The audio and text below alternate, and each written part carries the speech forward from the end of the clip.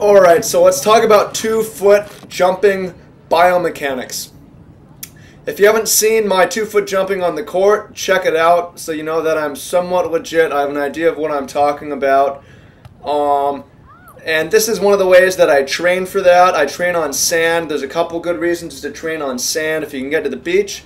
I mean, it's beautiful, but really it's less demanding on the tendons and the cartilage and all those parts of your body because there's more give, more forgiving on the landings because it's in sand. It's also less forgiving on the muscles. It's harder because there's more slide. You'll exert more and not jump as high. So highly recommend training on sand. It's something that I do, and I highly recommend others do it.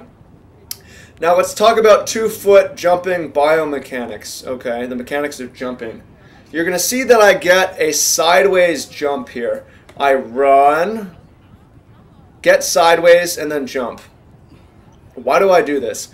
Well, if you explore YouTube and you check out other elite jumpers, I guess elite jumpers, I wouldn't call myself an elite jumper, 6 foot and getting above the rim, puts me up there though. But you'll notice that the actual elite jumpers get all the way sideways. A lot of the good ones get close to sideways, and there's a lot of good biomechanical scientific reasons for that, which I'm going to try to explain to you, which is going to get you understanding your jumping form quite a bit more. Okay, so what's the purpose of a jumping motion? There's 2 purposes. Your forward momentum is carrying you forward, right? And you want to break that forward momentum and transfer it into upward force. That's the first aspect of jumping. It's just breaking and transferring the forward momentum. The second aspect is creating force and jumping. That's actually secondary to breaking the forward momentum. Okay, so let's talk about breaking the forward momentum. In order to break forward momentum, 1, you want to create a great angle on the ground, and 2, you want to apply a lot of foot to the ground.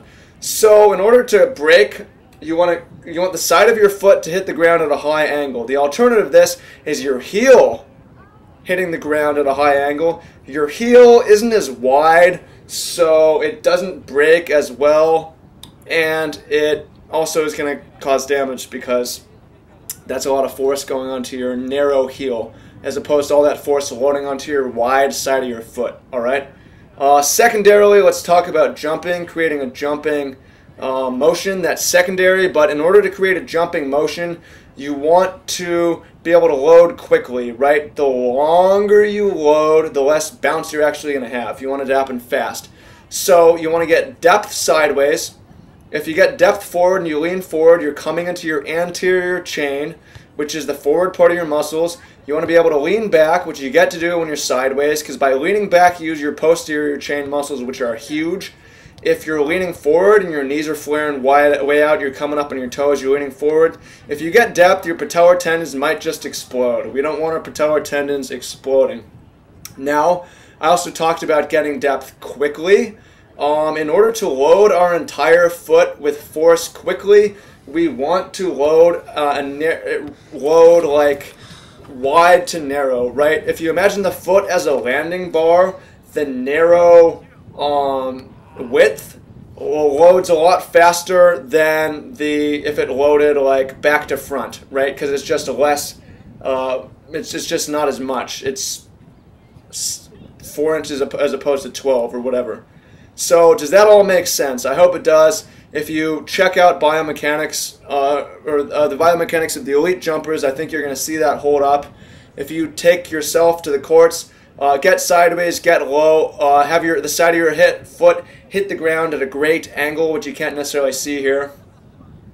Now also our athlete, who's me, is doing another jumping exercise, and this is focused on the breaking and transferring aspect of the jump rather than the loading aspect.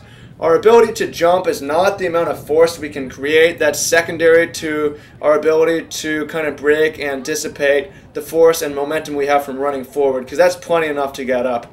So this drill is all about basically hitting the ground and just dissipating the force, right? Not doing any of that upward momentum, right? So that when we get out there and actually practice our jumps, we're very, very controlled on our descent. So this is a great exercise, I think. I hope you found this very enlightening and as the 2-foot jump mechanics. If you have any questions, holler at me. There's other stuff out there, so check it out.